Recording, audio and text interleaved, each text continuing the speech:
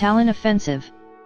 Coordinates: 59 degrees 26 minutes north, 24 degree 44 E/59.433 degree N, 24.733 degree E/59.433, 24.733. The Talon offensive was a strategic offensive by the Red Army's 2nd Shock and 8th Armies and the Baltic Fleet against the German Army Detachment Norway and Estonian units in mainland Estonia on the eastern front of World War II on 17-26 September 1944. Its German counterpart was the abandonment of the Estonian territory in a retreat codenamed Operation Aster. The Soviet offensive commenced with the Soviet 2nd Shock Army breaching the defense of the two Army Corps along the Evacuation River in the vicinity of Tartu. The defenders managed to slow the Soviet advance sufficient for Army Detachment Norway to be evacuated from mainland Estonia in an orderly fashion. On September 18, the constitutional government of Estonia captured the government buildings in Tallinn from the Germans and the city was abandoned by the German forces by September 22. The Leningrad front seized the capital and took the rest of mainland Estonia by September 26, 1944. Attacks by the Leningrad front had pushed Army Group northwest of Lake Peipus, resulting in a series of operations around Narva. In the south, Soviet forces had advanced towards the Baltic coast at the end of Operation Bagration, the Belarusian strategic offensive against Army Group Center. The Soviet Talon offensive was designed as a part of the Baltic offensive to eliminate the positions of Army Group North along the Baltic. Stavka began an intricate supply and transport operation to move the 2nd Shock Army from the Narva front to the Evacuation River on September 5, 1944. The 25th River Boat Brigade and engineer troops were ordered by Stavka to ferry the units over Lake Peipus. 5 crossings were built from the Russian settlement of Novo across the 2 km wide sound of Lamajarv to the Estonian village of Mehikurma. 46 vessels worked 24 hours a day to carry 135,000 troops, 13,200 horses, 9,100 lorries, 2,183 artillery, and 8,300 tons of ammunition across the lake. Luftwaffe units observed the move without intervening. The 2nd Shock Army acquired command over the Evacuation front from the 3rd Baltic Front on September 11, 1944. The 3 Soviet Baltic fronts launched their Riga offensive operation on September 14, along the German 18th Army front segment from the town of Madona in Latvia to the mouth of the Vake Evacuation River. In the Estonian section, from the Valga railway junction to Lake Vortsjarv, the Soviet 3rd Baltic Front attacked the German XXVIII Army Corps. The German and Estonian Allocating units held their positions and prevented the Army Detachment Norway from being encircled in Estonia. The Soviet forces attempted to capture Estonia and its capital Tallinn. Stavka hoped a quick breakthrough at the Evacuation front would open a path for the armored units to the north, thus cutting the Army Detachment Norway off from the rest of Army Group North. The Red Army Command presumed that the main direction of retreat for the German forces would be Tallinn, and concentrated their forces there in an attempt to block the roads.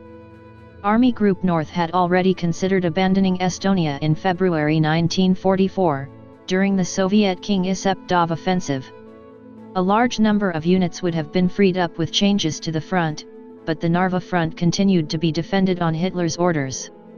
The German command considered it important to maintain control over the southern shore of the Gulf of Finland to ease the situation in Finland and keep the Soviet Baltic Fleet trapped in the eastern bay of the Gulf. The retention of the oil shale reserves and oil shale industry in Itäviru was important for economic reasons. The exit of Finland from the war on September 3 provided the political impetus for abandoning Estonia.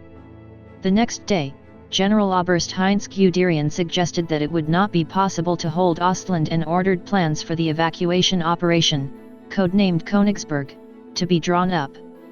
Hitler, however, declared that Ostland must not be given up at any cost, since doing so would provide support to those Finns that did not favor the new course of the government, and would influence Sweden to maintain its current foreign policy. After lunch, Guderian ordered that the Königsberg plan nevertheless be secretly initiated. On the next day, Oberst Natzmer visited the headquarters of Army Detachment Norway to discuss details of the evacuation. On September 11, the evacuation of Estonia was discussed in the army headquarters at length. On September 15, the commander-in-chief of the army group, General Oberst Ferdinand Schorner, requested that Guderian convince Hitler to order the evacuation of German troops from the continental part of Estonia, codenamed Operation Aster. Schorner emphasized that although the front was still holding, delaying the order would mean the units in Estonia would be trapped. Hitler agreed on September 16. According to the plan, the main forces of Army Group Norway had to withdraw mainly through Viljandi and Pärnu to Riga. In order to do that, 2 Army Corps at the Emajõgi front and XXVII Army Corps at the Vake Emajõgi had to keep the front line stable until the army detachment had passed behind them. Officially, the beginning of the operation was supposed to be September 19. The retreat was to be gradual, over several lines of resistance. The withdrawal was to be backed mainly by the units consisting of Estonians, who, by the estimates of the German Army Command, would not have wanted to leave Estonia anyway. A naval force under Vice Admiral Theodore Burchardi began evacuating elements of the German formations along with some civilians on September 17. The headquarters prepared a detailed plan to leave their positions at the Narva front on the night of 18-19 September. Various Estonian troops, which used men who had deserted from the 20th Waffen Grenadier Division of the SS, Omakaitse Militia, Border Defense, and Auxiliary Police battalions, had no general planning. However, their aim was to defend the independence of Estonia. By the beginning of the Talon offensive on September 17 at the Emajõgi front, the 2 German Army Corps was reduced to a modest division of 4,600 men, while defending against the 140,000 men of the 2nd Shock Army. While the 2 Army Corps had practically no armored forces, the 3rd Baltic Front deployed 300 armored vehicles. The Red Army placed 2,569 artillery pieces along the 90-kilometer front line, pitting 137 pieces of artillery per kilometer against a practically non-existent German artillery. The 15,000-strong 3 SS Panzer Corps stood against the Soviet 8th Army numbering 55,000 troops at the Narva front. The pro-independence Estonian troops numbered 2,000. The 3rd Baltic Front commenced their offensive in the early morning of September 17.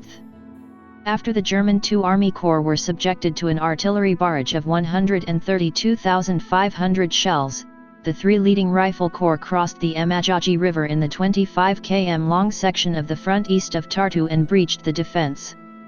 The 2nd Shock Army forced its way through to the German divisional headquarters and artillery positions.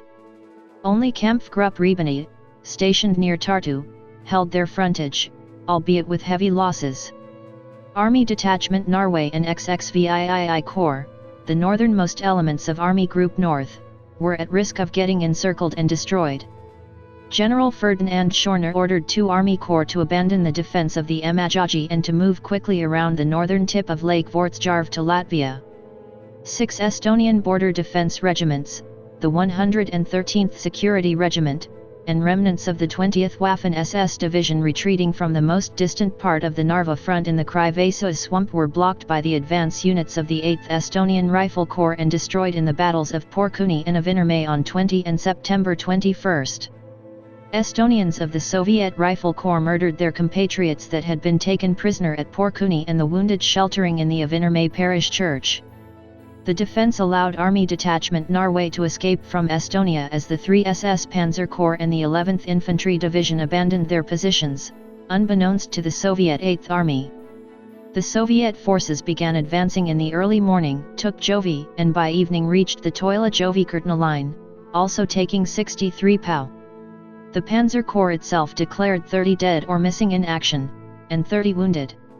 On the night of September 20, the headquarters of the Corps were near Pärnu on the southwestern coast, alongside the Nordland and the 11th Infantry Division headquarters.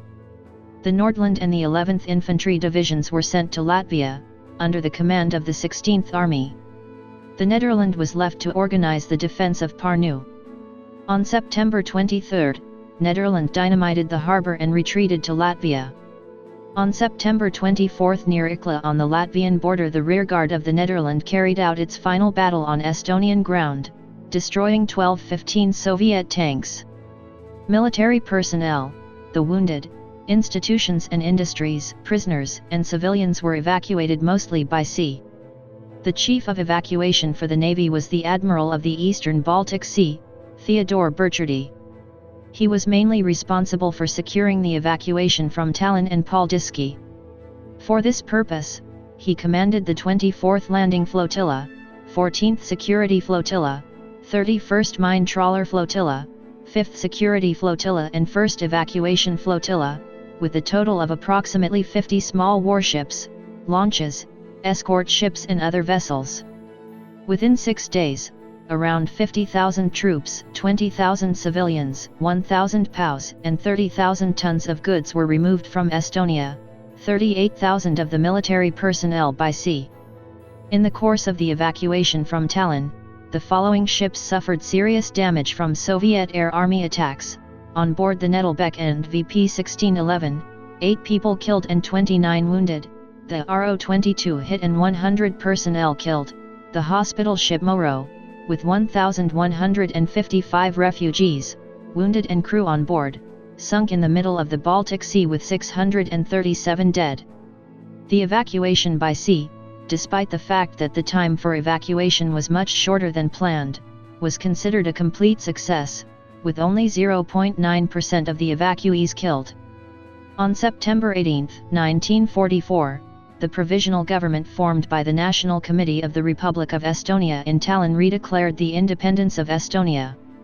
Estonian military units clashed with German troops in Tallinn, seizing the state offices at Tumpi. The government appealed to the Soviet Union to recognize the independence of the Republic. By the time the advance units of the Leningrad Front arrived at Tallinn early on September 22, German troops had practically abandoned the city and the streets were empty. The last German unit to leave Tallinn that morning was the 531st Navy Artillery Battalion. Before embarkation, all stationary artillery and armaments, special equipment, guns that could not be evacuated, ammunition, the telephone exchange, the radio broadcast house, locomotives and railroad cars, and the railway were destroyed. The Tallinn power plant was fired upon from the sea and the old city harbour was destroyed. The retreating German units had no combat contact with the Red Army in Tallinn. The government of Estonia had failed to concentrate the Estonian soldiers retreating from the Narva and Emajõgi fronts, as the units were scattered and mixed with the German detachments withdrawing towards Latvia. Therefore, the government lacked significant military forces to repulse the Soviet forces concentrated around Tallinn. The units securing the national capital and the government were led by Rear Admiral Johan Pitka. Troops of the Leningrad Front seized Tallinn on September 22. Jüri Uluots, acting president of Estonia, evacuated to Sweden. In the following days, several pro-independence Estonian battle groups attacked the Soviet troops in Harju and Lon counties without success. The German evacuation had been carried out in an orderly fashion. Army Group North's plans had paid off and both the Soviets and the Oberkommando der Wehrmacht was surprised and impressed by the speed of the evacuation. The 8th Army went on to take the remaining West Estonian islands in the Moonsund landing operation, an amphibious attack. Overall, the Baltic offensive resulted in the expulsion of German forces from Estonia, Lithuania, and a large part of Latvia. Soviet rule of Estonia was re-established by force, and Sovietization followed, which was mostly carried out in 1944–1950. The forced collectivization of agriculture began in 1947, and was completed after the mass deportation of Estonians in March 1949. All private farms were confiscated, and farmers were made to join the collective farms. An armed resistance movement of forest brothers was active until the mass deportations. A total of 30,000 participated or supported the movement, 2,000 were killed. The Soviet authorities fighting the Forest Brothers suffered also hundreds of deaths. Among those killed on both sides were innocent civilians. Besides the armed resistance of the Forest Brothers, a number of underground nationalist school children groups were active. Most of their members were sentenced to long terms of imprisonment. The punitive actions decreased rapidly after Joseph Stalin's death in 1953, From 1956-58, a large part of the deportees and political prisoners were allowed to return to Estonia. Political arrests and numerous other kind of crimes against humanity were committed all through the occupation period until the late 1980s. After all, the attempt to integrate Estonian society into the Soviet system failed. Although the armed resistance was defeated, the population remained anti-Soviet. This helped the Estonians to organize a new resistance movement in the late 1980s, regain their independence in 1991, and then rapidly develop a modern society.